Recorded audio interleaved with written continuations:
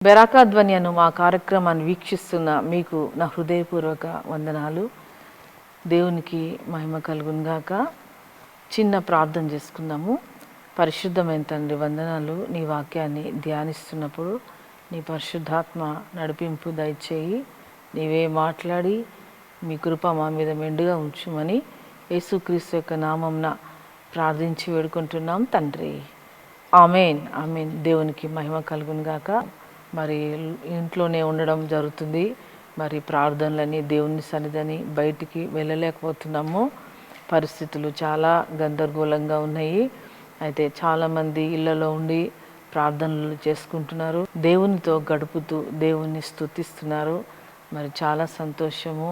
దినములు బహు చెడ్డవి కనుక సమయమును పోనీయక సద్వినియోగపరచుకోమని దేవుని వాక్యం చెప్తుంది. సమయము చాలా విలువైంది కాబట్టి మన సమయము దేవునికి ఇవ్వడం మంచిది. దేవునికి మహిమ కలుగునుగాక. మరి ఈరోజు దేవుని యొక్క వాక్యాన్ని ధ్యానించబోతున్నాము. మరి యోనా గురించి కొన్ని మాటలు మనము ధ్యానిద్దాము. యోనా అనగా గువ్వ అని అర్థము, లేక బుద్ధి లేని పక్షి అని అర్థం. యోనా అంటే దేవుడికి చాలా ఇష్టము. దేవుడు యోనాతో మాట్లాడుతూ ఉన్నాడు. యోనా యోనా, నీవు నినివే పట్టణానికి వెళ్ళి ప్రజలకు చెప్పుమని యోనాతో దేవుడు మాట్లాడుతున్నాడు.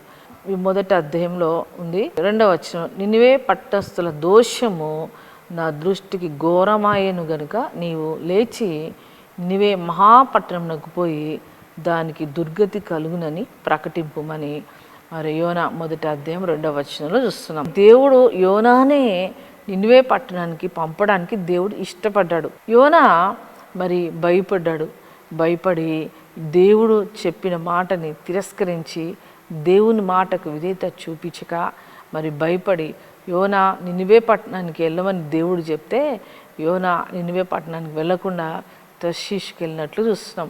ఒక తప్పు చేస్తే దాన్ని కప్పుకోవడానికి 100 తప్పులు చేయాల్సి వస్తుంది. దేవుని సన్నిధిలో నుండి పారిపోయాడు యోనా. దేవుడు చెప్పిన ఆజ్ఞని యోనా గైకొనలేకపోయాడు. దేవుని ఎదుట వ్యతిరేకంగా జీవించాడు యోనా. ఓడలో పడుకున్నట్లుగా చూస్తున్నాం. అంటే గాఢ నిద్రపోతున్నాడు, భారం లేదు. మరి దేవుని మాటకు విధేయత చూపించలేకపోయాడు. అతడు పారిపోతున్న విశ్వాసిగా, అతడు దేవుని భయం లేకుండా దేవుని సన్నిధిలో నుండి మరి పారిపోతున్నాడు. అతడు ప్రేమ లేని విశ్వాసిగా, పారిపోతున్న విశ్వాసిగా మరి యోనా మనం చూస్తున్నాం. యోనా వెళ్ళడం ద్వారా యోనాకి నష్టం కలిగింది. యోనా గాఢ నిద్రపోతున్నాడు. యోనా బట్టి ఆ ఓడలో ఉన్న వాళ్ళకు కూడా మరి శ్రమ కలిగింది, మునిగిపోతూ ఉంది. అప్పుడు యోనా నన్ను ఎత్తి మరి సముద్రంలో పడేసినప్పుడు తిమింగిలము కడుపులో ఉన్నాడు. అయితే తిమింగిలం 3 రోజులు యోనాని దాచిపెట్టింది. ఎంత అంటే పెద్ద పనిష్మెంట్ యోనాకి. మరి అతనికి ఆహారం లేదు, ఏమి లేదు. ఈ 3 రోజులు ఆ తిమింగిలము కడుపులో ఉండి ప్రార్థన చేయడం మొదలుపెట్టాడు. ఎలా ప్రార్థన చేస్తున్నాడంటే, ప్రభువా నన్ను క్షమించు, ప్రభువా నన్ను మన్నించు, ప్రభువా నీవు నన్ను నినివేకి వెళ్ళమంటే నేను తర్షీష్కి వెళ్ళనయ్యా అని అతడు పశ్చాత్తాపముతో అతడు నిజంగా ఆ 3 రోజులు దేవుని సన్నిధిలో బలపడ్డాడు. దేవుని సన్నిధిలో ప్రార్థన చేస్తున్నాడు. దేవుని యొక్క స్వారూప్యం పొందుకున్నాడు, దేవుని అభిషేకం పొందుకున్నాడు, దేవుని అనాయింటింగ్ పొందుకున్నాడు, దేవుని యొక్క బలాన్ని పొందుకున్నాడు. ఇప్పుడు యోనాకి ధైర్యం వచ్చింది. నన్ను క్షమించు ప్రభువా, నన్ను మన్నించు ప్రభువా అని మరి యోనా దేవునితో మాట్లాడుతున్నాడు, స్తుతిస్తున్నాడు, ప్రార్థన చేస్తున్నాడు. 3 రోజులు దేవుడు యోనాని భద్రపరిచి యోనాకి బుద్ధి చెప్పాడు. ఆ యొక్క తిమింగిలం కడుపులో ఎంత పశ్చాత్తాపడి ప్రార్థన చేసుకున్నాడు యోనాతో ఆ యొక్క తిమింగిలంకి ఆజ్ఞాపించాడు దేవుడు. ఆ తిమింగిలము యోనాని కక్కివేసినట్లుగా చూస్తున్నాం. అప్పుడు చక్కటి రూపాంతర అనుభవం పొందాడు. అప్పుడు ఇంకా దేవుని శక్తిని పొందాడు. అప్పుడు దేవుని బలాన్ని పొందాడు. అప్పుడు హారం కలిగింది. అమ్మో నేను ఇప్పుడు వెళ్తానని నినివే పట్టణానికి వెళ్ళాడు. నినివే పట్టణపు ప్రజల గురించి ధ్యానించినప్పుడు ఇక నినివే పట్టణం కొంతమంది భక్తులు అంటారు, నినివే పట్టణపు పొడవు సుమారు 3 మైళ్ళు ఉంటుందంట, మరి వెడల్పు 1.5 మైళ్ళు ఉంటుంది. అయితే నినివే పట్టణంలో ఉన్న ప్రజలు ఎంతమంది ఉంటారంటే 120,000 కంటే ఎక్కువై కుడి ఎడమల ఎరగని జనమును బహు పశువులు గల నినివే మహాపురము విషయంలో మరి దేవుడి యొక్క భారం. దేవునికి స్తోత్రం. ఈ దినాల్లో నిజంగా పాపము ఎక్కువైపోయింది, పాపము ఎక్కువైపోయింది, వ్యభిచారం ఎక్కువైపోయింది, జూదాలు ఎక్కువైపోయినాయి, మరి యథార్థత పోయింది, లంచగొండితనాలు ఎక్కువైపోయినాయి. దేవుడు భయం లేకుండా ఒకరినొకరు పొడుచుకోవడము, ఒకరినొకరు తన్నుకోవడము, ఒకరినొకరు విమర్శించుకోవడము, ఒకరినొకరు మరి అర్థం చేసుకోకపోవడము, విడిగా డబ్బు ఎక్కువైపోయింది, గర్వం ఎక్కువైపోయింది, దేవుడు భయం పోయింది, దేవుడిని విమర్శించడము. నీకు రూపు ఏర్పరిచింది దేవుడే. చక్కటి ముక్కు, చక్కటి కళ్ళు, చక్కటి అన్ని నిన్ను చక్కగా చేసి, నిన్ను చక్కగా నీలో ఊపిరి పోసి, నీకు ప్రాణం పోసి నిన్ను ఒక చక్క నిర్మిస్తే నేను దేవుడు ఎవరు, నువ్వు దేవుడవా, నువ్వెవరు దేవుడవని విర్రవీకినట్టుగా ఎంతోమంది ప్రజలు గర్విష్ఠులుగా మరి జీవిస్తున్నారు. చాలామంది దేవుడు భయం లేకుండా జీవిస్తున్నారు. దేవుని భయం లేదు, దేవుడు భయం లేకుండా బ్రతుకుతున్నారు, దేవుని దూషిస్తున్నారు. కానీ ఈరోజు దేవుడు మనతో మాట్లాడుతున్నాడు. నిజంగా పాపము ఎక్కువైపోయింది. మరి యెషయా గ్రంథం 24వ అధ్యాయం అంతా కూడా మరి ప్రవచనం ఉంది, అదే జరుగుతుంది ఇప్పుడు. ఇక్కడ యెషయా గ్రంథం 24వ అధ్యాయంలో చూసినట్లయితే, సంతోష హృదయములందరూ నిట్టూర్పులు విడుచుచున్నారు, తంబూర సంతోష నాదములు నిలిచిపోయాను, ఉల్లసించు వారి ధ్వని మానిపోయిను, సితారా ఇంపైన శబ్దం నిలిచిపోయిను, పాటలు పాడుచు మనుషులు ద్రాక్షరసము తాగరు, పానము చేయి వారి మద్యము చేదాయను, నిరాకారమైన పట్టణం నిర్మూలం చేయబడెను, ఎవడునూ ప్రవేశింపకుండా ప్రతి ఇల్లు మూయబడి ఉన్నది, ద్రాక్షరసము లేదని పొలములో జనులు కేకలు వేయించినారు, సంతోషమంతి అస్తమించను, దేశములో ఆనందం లేదు, పట్టణం పాడు మాత్రము శేషించను, గుమ్మములు విరగొట్టబడెను. కాబట్టి భయంకరమైన మనం దుర్దినాల్లో ఉన్నాము. ఈ దుర్దినాల్లో ఉన్న మన జీవితంలో నిజంగా ఎప్పుడైనా నువ్వు ఆలోచన చేసావా?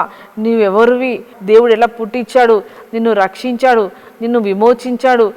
అనేక జీవితాలు మార్చబడి దేవునిలో ఉంటూ దేవునితో సహవాసం చేస్తూ తప్పిపోయి పడిపోయి జారిపోయి దేవునికి వ్యతిరేకంగా జీవిస్తున్నవేమో.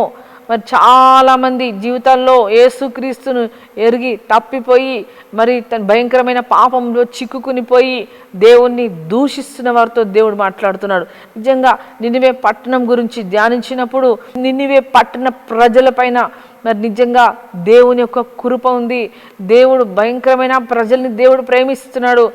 అందుకొరకే దేవుడు యోనాని మరి పంపించాడు ఆ స్థలంలోకి. ఇక్కడ చూసినట్లయితే 3వ అధ్యాయంలో మరి యోనాతో దేవుడు మాట్లాడుతున్నాడు. అంతటి యెహోవాకు 2వ మారు యోనాకు ప్రత్యక్షమై సెలవిచ్చెను, నీవు లేచి నినివే మహాపురమునకు పోయి నేను నీకు తెలియజేయు సమాచారం దానికి ప్రకటన చేయము. కాబట్టి యోనా లేచి యెహోవా సెలవిచ్చిన ఆజ్ఞ ప్రకారం నినివే పట్టణమునకు పోయాను. నినివే పట్టణము దేవుని దృష్టికి గొప్పదై 3 దినముల ప్రయాణం అంతా పరిమాణము గల పట్టణము. 3 దినముల ప్రయాణం చేసే అంత పట్టణం అనమాట. నడుచుకుంటూ వెళ్ళాడు. అయితే ఆ పట్టణానికి వెళ్ళాలంటే 3 రోజులు పడతాట. అయితే పట్టణంలో ఆ పట్టణం అంతా తిరగాలి. ఆ పట్టణంలో సంచరిస్తున్నాడు యోనా. ఆ పట్టణంలో ఒక దిన ప్రయాణం అంత దూరము సంచరించుచు 40 దినములు నినివే పట్టణం నాశనమగునని ప్రకటన చేయగా, హల్లెలూయా, నినివే పట్టణం నాశనం అవుద్దని చెప్పించాడు దేవుడు యోనా ద్వారా. మనుష్యుడు పాపము చేత మరి దోషము చేత దేవునికి విరోధకరమైన జీవితాలు జీవించుట ద్వారా నిజంగా మన దేశం అంతా కూడా మరి భయంకరమైన పరిస్థితిలో ఉంది. నిజంగా మన పాపాలు ఒప్పుకొని ప్రభు తట్టు తిరగాలి. మరి యోనా ఒకటే ప్రకటన చేస్తుంది, నినివే పట్టణము మరి నాశనం కాబోతుంది, 40 రోజుల్లో ఒక దుర్గతి రాబోతుంది, అయ్యో ఓ నినివే పట్టణపు ప్రజలారా నాశనం కలగబోతుంది 40 రోజుల్లో అని ఒక ప్రకటన చేయడం మొదలుపెట్టాడు. దేవుని నామానికి స్తోత్రం, హల్లెలూయా, దేవుని నామానికి మహిమ కలుగును గాక. నినివే పట్టణ ప్రజలు భయంకరమైన పరిస్థితుల్లో ఉన్నవాళ్ళు, దేవుడి భయం లేని వాళ్ళు. కానీ దేవుని కృప ఆ నినివే పట్టణం మీద మనం చూస్తున్నాం. నిజంగా నినివే పట్టణపు వారు దేవుని యందు విశ్వాసం ఉంచి ఉపవాస దినము చాటించి గనులేమి అల్పులేమి అందరూ గోనె పట్ట కట్టుకొనిరి. హల్లెలూయా, దేవునికి స్తోత్రం. ఈ మాట నాకు చాలా ఇష్టం. నిజంగా ఈ మాట విని వాళ్ళు ఏం చేస్తారు, దేవుడు అక్కడ నినివే పట్టణస్తుల్ని సిద్ధపరిచాడు.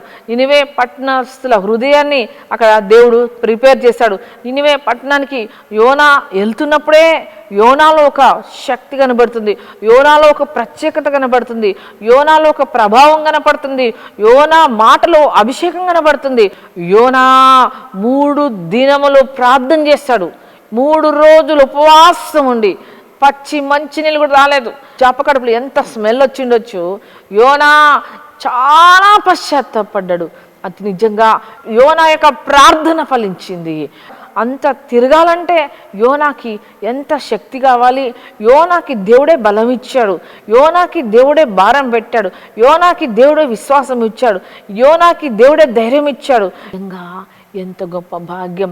దిన వాట్సాప్లో యూట్యూబ్లో కూడా చూస్తున్నాము, ఆయా దేశాల్లో ఆయా స్థలాల్లో జనాలు రోడ్డు మీద పడిపోయి రోడ్డు మీద చేతులెత్తి ప్రార్థన చేస్తారు, గుంపులు గుంపులు కన్నీళ్ళు కారుస్తారు.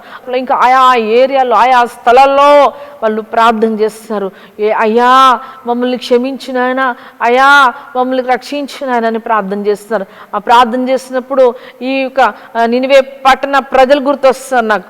అలాగే నిజంగా ఎంతమంది ఏడుస్తున్నారు, ఎంతమంది కన్నీళ్లు కారుస్తున్నారు. ఇటలీ దేశం క్రైస్తవ దేశం అంట, ఆ దేశంలో కూడా పాపం ఎక్కువైపోయింది. నిజంగా ఆ యొక్క ప్రజలు ఏడుస్తున్నారు, అనేకులు పశ్చాత్తాపడతారు, అనేకులు విశ్వాసం ఉంచుతారు. ఒక్కొక్కరు వారి జీవితాలను మార్చుకుంటున్నారు, వారి పాపాలు ఒప్పుకుంటున్నారు. వారి ప్రార్థన దేవుడు వింటాడు, దేవుడు విజయం ఇస్తాడు. దేవునికి స్తోత్రం. ఒక్కొక్కసారి మనకు బుద్ధి చెప్పడానికి పాత నిబంధన గ్రంథంలో ఇశ్రాయేలీలు తప్పు చేసినప్పుడు దేవుడు ఇశ్రాయేలీని ఫిలిష్తీయులకు అప్పగించాడు, అమాలేకులకు అప్పగించాడు, అనేకులకు అప్పగించాడు, దేవుడే అప్పగించాడు. ఒక్కొక్కసారి నిజంగా మనకు బుద్ధి రావాలని అనేక పరిస్థితులు కూడా మరి తారుమారైపోతూ ఉంటాయి. ఒక్కొక్కసారి దేవుడు చెప్తాడు, దేవుడు చెప్పినప్పుడు మనం వినకపోతే మరి అనేక రీతిలుగా పనిష్మెంట్ వస్తుంది. కాబట్టి ఈ దినాన దేవుడు భయం కలిగి మనం బ్రతకాలి. నినివే పట్టణస్థులకి దేవుడు భయం లేదు. నినివే పట్టణస్థులు గర్విష్ఠులుగా ఉన్నారు, దేవుని భయం లేకుండా అవిధేయులుగా ఉన్నారు. మరి దేవుని భయం లేకుండా జీవించారు. నిజంగా ఎప్పుడైతే యోనా మాటలో దేవుని యొక్క పవర్, యోనా మాట్లాడుతున్నప్పుడే వాళ్ళకి భయం పుట్టించింది ఆయన మాటలో. ఎందుకంటే యోనాలో ఒక ప్రత్యేకత వీళ్ళంతా చూశారు. యోనా మరి మాట్లాడుతున్నప్పుడు వెంటనే వాళ్ళంతా కూడా నినివే పట్టణస్థులందరూ కూడా ఏం చేస్తారంటే ప్రకటన చేశారు, ఓహో నినివే పట్టణస్థులారా అందరూ ఉపవాసం ఉండి ప్రార్థన చేయండి, మన దేశం నాశనం అయిపోతుందంట అని. ఓ పశువులేంటి, మరి పశువులకు కూడా ఏమి మేత పెట్టొద్దు, మీరందరూ ఉపవాసాలు ఉండాలని ఆ యొక్క నినివే పట్టణపు రాజు సింహాసనం దిగినట్టుగా మనం చూస్తున్నాం. కాబట్టి మొట్టమొదట యోనా మాట విన్నారు. దేవునికి స్తోత్రం. వినుట వలన విశ్వాసము కలుగును. హల్లెలూయా. చాలా మంది వినడానికి ఇష్టపడరు. నిజంగా వినాలి. అమ్మో ఆ మాటల మాకొద్దు, ఆ యేసు ప్రభా మాకొద్దు అంటారు కొంతమంది. నిజంగా చాలామంది వాళ్ళు ఏం చేస్తారంటే ఏదో వసదాగిన వాళ్ళు, ఒరే నీకు చిన్నప్పుడు నువ్వు బాగా వసదాగి ఉంటావురా, వసపిట్టలాగా మాట్లాడుతున్నావు అంటారు పెద్దోళ్ళు.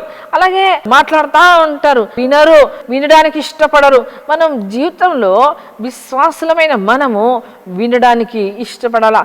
ఓ సహోదరుడా, ఓ సహోదరి, నువ్వెవరైనా సరే విను. దేవుని మాటలు వింటే నీకు విశ్వాసం పుడుతుంది. యాకోబు పత్రిక 1వ అధ్యాయము 19వ వచనంలో ఏముందంటే, మరి నా ప్రియ సహోదరులారా మీరు ఈ సంగతి ఎరుగుదురు గనుక ప్రతి మనుషుడు వినుటకు వేగిరపడువాడును, మాట్లాడటకు నిదానించువాడును, కోపించుటకు నిదానించువాడునై ఉండవలను. చాలాసార్లు మరి జీవితంలో వినడానికి అలవాటు పడాలా. వినాలి. ఏం మాటలు వినాలి? వినే మాటలే వినాలా, వినకూడని మాటలు వినకూడదు. రేపు అనేది మనది కాదు. నేడైననో రేపైననో ఒకానొక పట్టణానికి వెళ్ళి లాభము సంపాదించుకుందామని చెప్పుకుని వాళ్ళ రేపేమి సంభవించునో మీకు తెలియదు.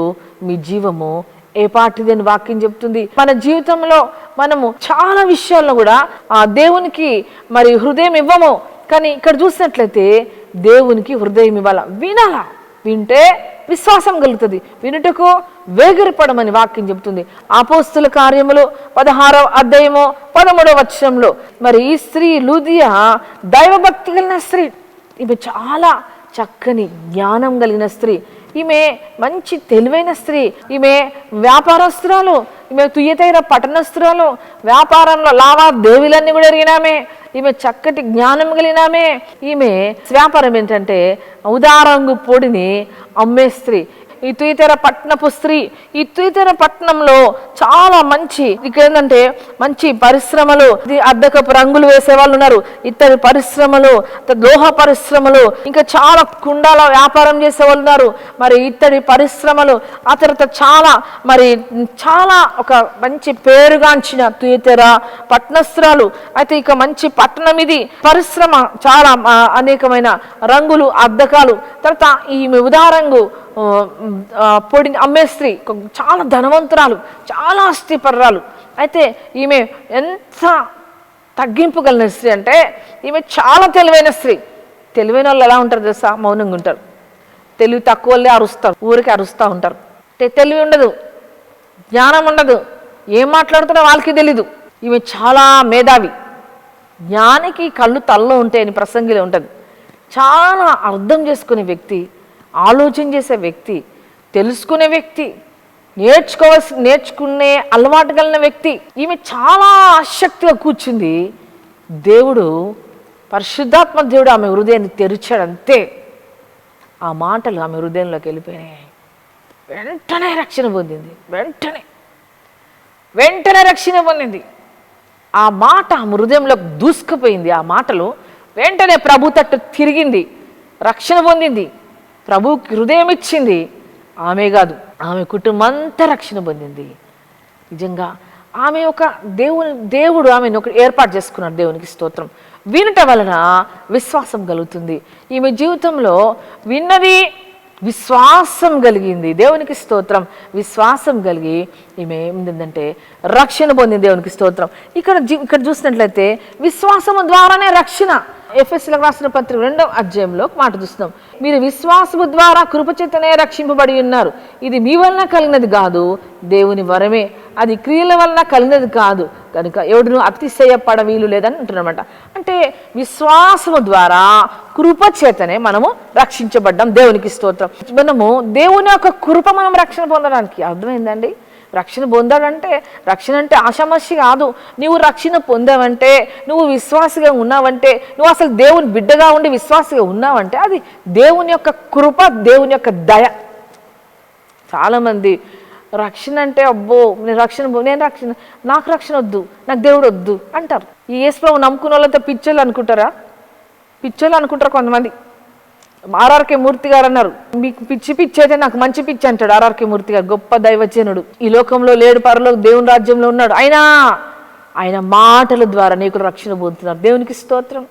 ఆయన వర్తమానాల ద్వారా అనేకులు ఈ దినం రక్షించబడుతున్నారు. ప్రభుకి స్తోత్రం. ఈ దినాన అలాంటి గొప్ప దైవజనులు ఈ లోకాన్ని వదిలి ఎంతో సేవ చేసి మరి ఈ లోకాన్ని విడిచి దేవుడి దగ్గరికి వెళ్ళారు. దేవునికి స్తోత్రం. ఏసన్న గారు ఎంత గొప్ప సేవకుడు, ఎంత గొప్ప దైవజనుడు. ఏసన్న గారు కూడా ఆయన సాక్ష్యం వింటే ఆయన పరిచర్య, ఆయన భారము ఎంత గొప్పది. దేవునికి స్తోత్రం.